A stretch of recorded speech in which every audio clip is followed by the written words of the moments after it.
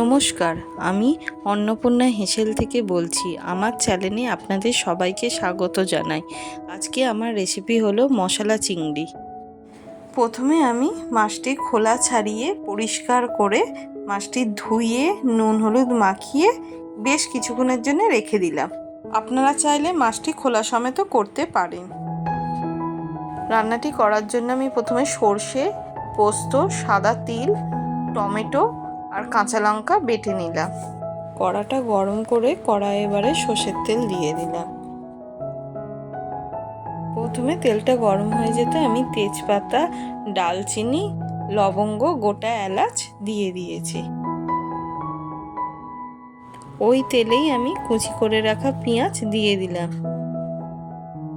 এবার একটু পেঁয়াজগুলো তেলে নেড়ে নিচ্ছি। ওই ভাজা পেঁয়াজগুলোর মধ্যে আগে থেকে বেটে রাখা মশলাটা ওতে দিয়ে দিচ্ছি।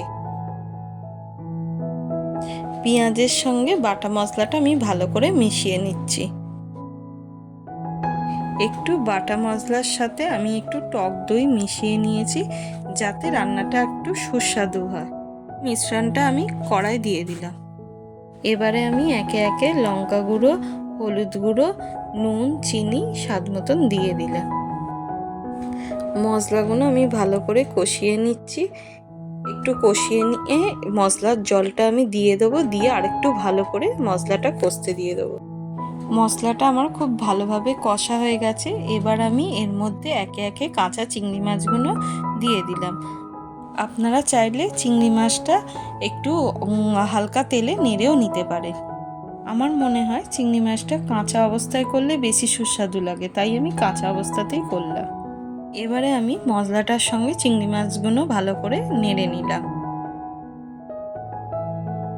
চিংড়ি মাছটা আমার মশলার সঙ্গে ভালোভাবে কষানো হয়ে গেছে। এবারে আমি একটু জল দিয়ে ভালো করে ফুটতে দিলাম।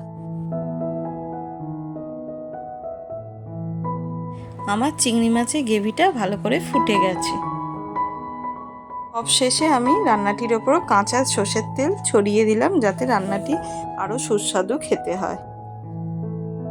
একটু নাড়িয়ে আমি একটি পাত্রে তুলে নিলাম। দেখুন, আমার মশলা চিংড়ির রেসিপিটি তৈরি হয়ে গেছে। আমার রেসিপিটি যদি আপনাদের ভালো লেগে থাকে তাহলে অবশ্যই আমার চ্যানেলটি লাইক, কমেন্ট, শেয়ার করবেন এবং নিত্য নতুন ভিডিওর জন্য সাবস্ক্রাইব করবেন। ধন্যবাদ।